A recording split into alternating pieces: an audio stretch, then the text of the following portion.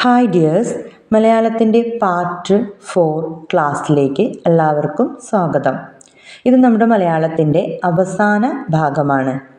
ഇതിൽ നമുക്ക് പഠിക്കാനുള്ളത് എന്തൊക്കെയാണെന്നറിയോ? ലിംഗം, വചനം, സന്ധി. ഈ 3 കാര്യങ്ങൾ കൂടെ തീർന്നാൽ നമ്മുടെ മലയാളത്തിൻ്റെ ക്ലാസ് ഇവിടെ പൂർണ്ണമായിരിക്കും. അപ്പോൾ നമുക്ക് ക്ലാസ്സിലേക്ക് കടക്കാം. ആദ്യമായിട്ട് നമുക്ക് പഠിക്കാനുള്ളത് ലിംഗം. എന്താണ് ഒരു വസ്തുവിൻ്റെ ലിംഗം എന്ന് പറയുന്നത്? ഒരു വസ്തു ആണാണോ പെണ്ണാണോ നപുംസകമാണോ എന്ന് കാണിക്കുന്നതാണ് ലിംഗം. ലിംഗം 3 വിധമുണ്ട്. അതിലൊന്നാമത്തേത് പുല്ലിംഗം. എന്താണ് പുല്ലിംഗം? ആണിനെ കുറിക്കുന്നതാണ് പുല്ലിംഗം. പുല്ലിംഗത്തിൽ എപ്പോഴും അൻ എന്ന പ്രത്യയം ഉണ്ടായിരിക്കും. ഫോർ എക്സാമ്പിൾ, രാമൻ, അവൻ, അൻ എന്നതിലാണ് അവസാനിക്കുന്നത് അല്ലേ? ഇതെല്ലാം ആണിനെ സൂചിപ്പിക്കുന്നതാണ്. അപ്പോൾ അടുത്തത് എന്തായിരിക്കും? സ്ത്രീലിംഗം അല്ലേ? പെണ്ണിനെ കുറിക്കുന്നതാണ് സ്ത്രീലിംഗം. അതിലെപ്പോഴും അതിൻ്റെ അവസാനത്തിൽ ഉണ്ടായിരിക്കുന്നത് അൾ, ചി, ആട്ടി തുടങ്ങിയ പ്രത്യയങ്ങളായിരിക്കും. ഫോർ എക്സാമ്പിൾ, അവൾ എന്നതിൽ അവസാനിച്ചു അല്ലേ?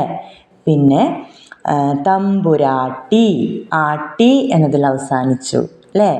പിന്നെ മടിച്ചി, ചി എന്നതിൽ അവസാനിച്ചു അല്ലേ? ഇതിലൊക്കെ അവസാനിക്കുന്ന കൂടുതൽ പ്രയോഗങ്ങൾ നിങ്ങൾ കണ്ടെത്തി എഴുതണം കേട്ടോ. ഇനി അടുത്തതായി വരുന്നത് പുല്ലിംഗം, സ്ത്രീലിംഗം, നെക്സ്റ്റ് നപുംസക ലിംഗം. എന്താണ് ഈ നപുംസക ലിംഗം? സ്ത്രീ പുരുഷ ഭേദമില്ലാത്തതാണ് ഇത്. പുല്ലിംഗ സ്ത്രീലിംഗ ഭേദം വേണ്ടാത്തിടത്ത്, അതുപോലെ ജഡവസ്തുക്കളും ജന്തുക്കളും ഒക്കെ എന്തിൽ പെടും? നപുംസകത്തിൽ പെടും. അതായത് ഒരു പ്രയോഗത്തിൽ അത് സ്ത്രീലിംഗമായിട്ടും നമുക്ക് പുല്ലിംഗമായിട്ടും ഉപയോഗിക്കാം, ലിംഗത്തെ വേർതിരിക്കേണ്ട ആവശ്യമില്ലാത്തിടത്ത്. അതുപോലെ വസ്തുക്കൾ, ജന്തുക്കൾ ഇവയൊക്കെ നമ്മൾ നപുംസക ലിംഗത്തിലാണ് ഉൾപ്പെടുത്തുന്നത്. ഇപ്പോൾ കള്ളം എന്ന പ്രയോഗം നമ്മൾ ആൺ ചെയ്താലും പെൺ ചെയ്താലും കള്ളം എന്ന് തന്നെയാണ് പറയണത് അല്ലേ? അതുപോലെ ഏതെങ്കിലും ഒരു സാധനത്തിനെ നമ്മൾ അത്, ഇത് എന്നൊക്കെ പറഞ്ഞ് സൂചിപ്പിക്കൂലേ? ഇത്തരം പ്രയോഗങ്ങളെയൊക്കെ നമ്മൾ എന്താണ് പറയുന്നത്? നപുംസക ലിംഗം എന്നാണ് പറയുന്നത്. മനസ്സിലായിട്ടുണ്ടാവുമല്ലോ? ഒന്നും കൂടെ പറയാം. ലിംഗം 3 വിധമാണ്. പുല്ലിംഗം ആണിനെ സൂചിപ്പിക്കുന്നത്, സ്ത്രീലിംഗം പെണ്ണിനെ സൂചിപ്പിക്കുന്നത്, നപുംസകലിംഗം ആണിനും പെണ്ണിനും പൊതുവായി ഉപയോഗിക്കുന്നതും ജന്തുക്കളും വസ്തുക്കളും എല്ലാം നപുംസകലിംഗത്തിൽ ഉൾപ്പെടുന്നു. അടുത്തതായിട്ട് നമുക്ക് പഠിക്കാനുള്ളത് വചനം. എന്താണ് വചനം? നാമപദം സൂചിപ്പിക്കുന്ന വസ്തുവിൻ്റെ എണ്ണത്തെ കാണിക്കുന്നതാണ് വചനം. വചനം എത്ര തരത്തിലുണ്ട്? 2 തരത്തിൽ.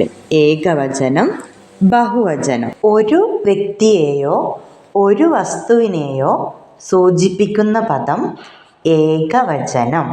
ഉദാഹരണം, പൂവ്, പന്ത്, പെൺകുട്ടി. അതിൽ കൂടുതലുണ്ട് എന്നുണ്ടെങ്കിൽ ബഹുവചനം. ഉദാഹരണം നോക്കാം, അപ്പോൾ മനസ്സിലാവും കേട്ടോ. ബാലൻ എന്ന് പറയുമ്പോൾ എന്താണ്? ഒരു ആൺകുട്ടി അല്ലേ? ഒറ്റൊന്നേ ഉള്ളൂ. അപ്പോൾ അതെന്താണ്? ഏകവചനം.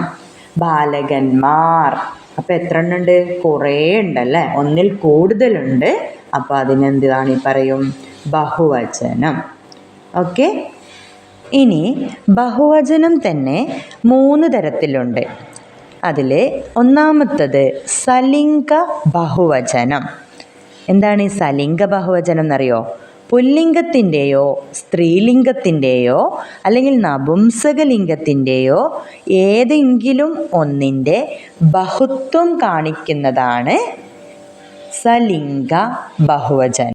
ഫോർ എക്സാമ്പിൾ, അമ്മ എന്ന സ്ത്രീലിംഗത്തിന് അമ്മമാർ, കുറേ അമ്മകളുണ്ടാവുമ്പോൾ അല്ലേ?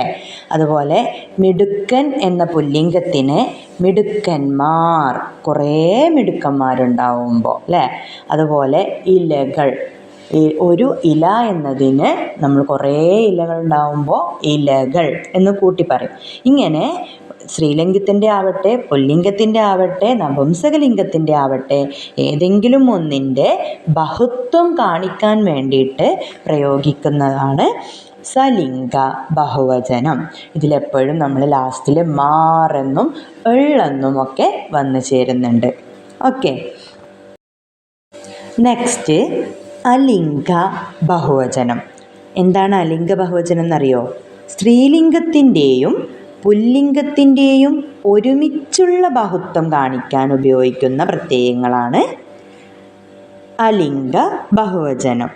ഫോർ എക്സാമ്പിൾ, യാചകർ. നമ്മൾ യാചകന്മാർക്കും യാചികമാർക്കും ബഹുത്വം വരുമ്പോൾ യാചകർ എന്നാണ് പറയുന്നത് അല്ലേ. അതുപോലെ അധ്യാപകനെയും അധ്യാപികയെയും കുറേ ഉണ്ടാവുമ്പോൾ നമ്മൾ എന്താ പറയണത്? അധ്യാപകർ അല്ലേ. അതിനി കുട്ടികൾ, അവരെന്താണ്? ആൺകുട്ടികളായാലും പെൺകുട്ടികളായാലും നമ്മൾ കൂടുതൽ വരുമ്പോൾ കുട്ടികൾ എന്ന് മൊത്തത്തിൽ പറയും അല്ലേ. ഇങ്ങനെ രണ്ടിൻ്റെയും ബഹുത്വം കുറിക്കുമ്പോൾ ഒരേപോലെ പറയാൻ പറ്റുന്ന വാക്കുകളെയാണ് നമ്മൾ അലിംഗ ബഹുവചനം എന്ന് പറയുന്നത്. നെക്സ്റ്റ് പൂജക ബഹുവചനം. എന്താണ് ഈ പൂജക ബഹുവചനം എന്നറിയോ? ബഹുമാന സൂചകമായി ഏകവചനാർത്ഥത്തിൽ ബഹുവചനം പ്രയോഗിക്കുന്നത്. അതായത് അതൊരു ഏകവചനമായിരിക്കും, ഒരെണ്ണമേ അല്ലെങ്കിൽ ഒരാളെ ഉണ്ടായിരിക്കുകയുള്ളൂ. എന്നാലും നമ്മൾ ബഹുമാനത്തിൻ്റെ പുറത്ത് അതിനൊരു ബഹുവചനമായിട്ട് ഉപയോഗിക്കും. അത്തരം പദങ്ങളെയാണ് നമ്മൾ പൂജക ബഹുവചനം എന്ന് പറയുന്നത്. എക്സാമ്പിൾ പറഞ്ഞുതരാം. നമ്മളിപ്പോൾ തമ്പ്രാൻ അല്ലേ, അതിന് അടിയന്മാർ അല്ലെങ്കിൽ തമ്പ്രാൻ്റെ കീഴിലുള്ളവരൊക്കെ വളരെ ബഹുമാനാർത്ഥം തമ്പ്രാക്കൾ എന്ന് പറയും. അതുപോലെ സ്വാമികൾ അല്ലേ, നമ്മൾ ഒരാളെ ഉണ്ടാവുകയുള്ളൂ, പക്ഷെ എന്നാലും അവരെ എന്താണ് ബഹുമാനാർത്ഥത്തിൽ സ്വാമികൾ എന്നുപയോഗിക്കാറുണ്ട്. ഇത്തരത്തിൽ നമ്മൾ ഒരാളെ ഉള്ളെങ്കിൽ കൂടി ഒരു ബഹുവചനമായിട്ട് ബഹുമാനാർത്ഥത്തിൽ ബഹുവചനമായി യൂസ് ചെയ്യുന്ന പദങ്ങളെയാണ് നമ്മൾ എന്ത് പറയുന്നത്? പൂജക ബഹുവചനം. അപ്പം നമ്മൾ രണ്ട് തരത്തിലുള്ള വചനങ്ങളാണുള്ളത്, ഏകവചനം ബഹുവചനം. അതിൽ ബഹുവചനം തന്നെ മൂന്നായിട്ടുണ്ട്: സലിംഗ ബഹുവചനം, അലിംഗ ബഹുവചനം, പൂജക ബഹുവചനം. ഓക്കെ, ഇത് മൂന്നും ക്ലിയർ ആണെന്ന് വിശ്വസിക്കുന്നു. അടുത്ത പാർട്ടിലേക്ക് പോവാം. അടുത്തത് നമുക്ക് പഠിക്കാനുള്ളത് സന്ധികളാണ്. അപ്പോൾ എന്താണ് സന്ധി? രണ്ട് പദങ്ങൾ തമ്മിൽ ചേരുമ്പോൾ ഉണ്ടാകുന്ന മാറ്റമാണ് സന്ധി. എന്താണ്? രണ്ട് പദങ്ങൾ, രണ്ട് വാക്കുകൾ തമ്മിൽ കൂടിച്ചേർന്ന് ഒരു വാക്കായി മാറുമ്പോൾ ആ വാക്കുകളുടെ ഉള്ളിലെ അക്ഷരങ്ങളിൽ ചില മാറ്റങ്ങൾ വരാറുണ്ട്. അത്തരം മാറ്റങ്ങളെയാണ് നമ്മൾ സന്ധികൾ എന്ന് പറയുന്നത്. ഫോർ എക്സാമ്പിൾ പറയുന്നത് നിങ്ങൾക്ക് മനസ്സിലാവും. വാഴ, ഇല. ഇതിന് രണ്ടിനെയും കൂടെ കൂട്ടിച്ചേർത്ത് നമ്മൾ പറയുമ്പോൾ വാഴയില എന്നാണ് പറയുന്നത് അല്ലേ. വാഴ എന്ന പദത്തിലെ അവസാനത്തെ ഴ എന്നതിനും പിന്നെ ഇല എന്ന പദത്തിലെ ആദ്യത്തിലെ ഈ എന്ന അക്ഷരത്തിനും ചെറിയ മാറ്റങ്ങൾ വന്നു അല്ലേ. വാഴയില എന്നായിപ്പോയി. ഇവിടെ നിങ്ങൾ ഒരു കാര്യം പ്രത്യേകം ശ്രദ്ധിക്കണം. അക്ഷരത്തിന് മാത്രമല്ല മാറ്റം വരുന്നത്, അതിൽ നമ്മൾ പറയുന്ന അതിൻ്റെ ഒരു സൗണ്ടിനാണ് മാറ്റം വരുന്നത്. ഇപ്പോൾ വാഴ എന്ന് നമ്മൾ പറയുമ്പോൾ ആ എന്ന സൗണ്ടിൽ അവസാനിപ്പിച്ചിട്ടുണ്ട്. അതുപോലെ ഇല, ഈ എന്ന അക്ഷരം കൊണ്ട് തന്നെയാണ് തുടങ്ങിയിട്ടുള്ളത്. അതിന് മാറ്റം വരുമ്പോൾ വാഴയില, അവിടെ ആ എന്ന ഒരു സൗണ്ട് പോയിട്ട് ഴ എന്ന സൗണ്ടാണ് വന്നത് അല്ലേ. പിന്നെ വാഴ ഈ എന്ന സൗണ്ടാണ് വന്നത്. ഈ എന്ന അക്ഷരത്തിന് പകരം ഈ എന്ന സൗണ്ടാണ് കയറി വന്നത് അല്ലേ. അപ്പോൾ അത്തരം മാറ്റങ്ങളെയാണ് നമ്മൾ എന്ത് പറയുന്നത്? സന്ധി എന്ന് പറയുന്നത്. ഓക്കെ, സന്ധികൾ 4 വിധത്തിലുണ്ട്. 1 ലോഭസന്ധി, 2 ആഗമസന്ധി, 3 ആദേശസന്ധി, 4 ദ്വിത്വസന്ധി. ഇങ്ങനെ 4 വിധത്തിൽ തരംതിരിച്ചിട്ടുള്ളത് പദങ്ങൾ തമ്മിൽ ചേരുമ്പോഴുണ്ടാവുന്ന മാറ്റങ്ങളെ അടിസ്ഥാനപ്പെടുത്തിയിട്ട് തന്നെയാണ്. അപ്പോൾ അതൊക്കെ എങ്ങനെയൊക്കെയാണെന്ന് നോക്കാം. ഒന്നാമത്തേത് ലോഭസന്ധി. ലോഭസന്ധി എന്ന് പറഞ്ഞാൽ എന്താണെന്നറിയോ? രണ്ട് വർണ്ണങ്ങൾ തമ്മിൽ ചേരുമ്പോൾ ഒരു വർണ്ണം ലോപിക്കുന്നത്. എന്താണ് ഈ ലോപിക്കുന്നത് എന്ന് പറഞ്ഞാൽ? ഇല്ലാതാകുന്നതാണ് ലോഭസന്ധി. രണ്ട് വർണ്ണങ്ങൾ തമ്മിൽ ചേരുമ്പോൾ ഒരു വർണ്ണം ഇല്ലാതായി പോകുന്നതിനെയാണ് നമ്മൾ ലോഭസന്ധി എന്ന് പറയുന്നത്. എക്സാമ്പിൾ നോക്കൂ കേട്ടോ. ഒരണ, നിങ്ങൾ കേട്ടിട്ടുണ്ടാവുമല്ലോ അല്ലേ? അണ എന്നൊക്കെ കേട്ടിട്ടില്ലേ? പണ്ടൊക്കെ ഉപയോഗിച്ചിരുന്ന നാണയങ്ങളാണല്ലേ. അതിൽ ഒരണ എന്നത് ഏതൊക്കെ രണ്ട് വാക്കുകൾ കൂടി ചേർന്നതാണ്? ഒരു എന്നും അണ എന്നുമുള്ള രണ്ട് വാക്കുകൾ അല്ലേ? ഒരു അണ. അപ്പോൾ നമ്മൾ കൂട്ടി എഴുതുമ്പോൾ ഒരണ എന്നാണ് എഴുതുന്നത്. അതിൽ ആ ഊ ചിഹ്നം പോയില്ലേ? ഇങ്ങനെ രണ്ട് പദങ്ങൾ കൂടി ചേർന്ന് ഒരു പദമുണ്ടാവുമ്പോൾ ഏതെങ്കിലും ഒരു സ്വരമോ ഒരക്ഷരമോ ഒക്കെ ഇല്ലാതായി പോകുന്ന കൂടിച്ചേരലുകളെയാണ് നമ്മൾ ലോഭസന്ധി എന്ന് പറയുന്നത്. ഓക്കെ, നെക്സ്റ്റ് ആഗമസന്ധി. അതിൽ തന്നെ ഉണ്ട് അതിൻ്റെ ആഗമിക്കുക. എന്താണ് ആഗമിക്കുക എന്ന് പറഞ്ഞാൽ? വന്നു ചേരുക അല്ലേ? അപ്പം തന്നെ കിട്ടിയല്ലോ നിങ്ങൾക്ക്. രണ്ട് വർണ്ണങ്ങൾ തമ്മിൽ ചേരുമ്പോൾ ഒരു വർണ്ണം പുതുതായി വന്ന് ചേരുന്നതിനെയാണ് നമ്മൾ ആഗമസന്ധി എന്ന് പറയുന്നത്. ഓക്കെ, അതിൻ്റെ എക്സാമ്പിൾ നോക്കൂ. തിരു പ്ലസ് ഓണം, തിരുവോണം. ശ്രദ്ധിച്ചോ നിങ്ങൾ? തിരു പ്ലസ് ഓണം. അവിടെ എന്തുണ്ട്? തിരുവോണം. നമ്മൾ എഴുതിയപ്പോൾ എന്ന ഒരക്ഷരം അവിടെ വന്നു ചേർന്നു അല്ലേ? തിരു ഓണം എന്ന് എഴുതിയപ്പോൾ അതിന്നൊന്നും പോയിട്ടില്ല. തിരു എന്നുള്ളത് അവിടെ ഉണ്ട്, ഓണം എന്നുള്ള എന്ന് പറയുമ്പോൾ ആ എന്നുള്ള സൗണ്ട് അവിടെ ഉണ്ട്, എല്ലാം ഉണ്ട്. പക്ഷേ തിരുവോണം എന്നാണ് വായിച്ചത്. വന്നു ചേർന്നു.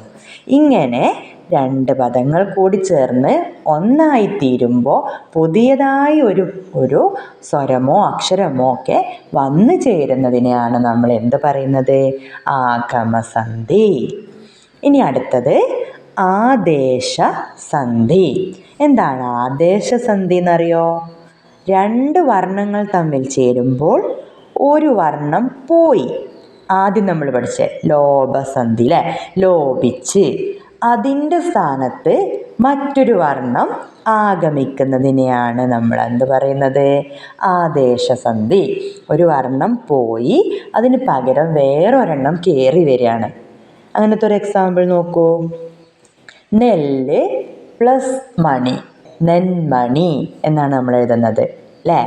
നെൽ പ്ലസ് മണി, നെന്മണി. അവിടെ കണ്ടോ? ല് എന്ന അക്ഷരം പോയി, പകരം എന്ന അക്ഷരം വന്നു. നെന്മണി എന്നാണ് നമ്മൾ എഴുതുന്നത്. എന്നാണ് വന്നിട്ടുള്ളത്.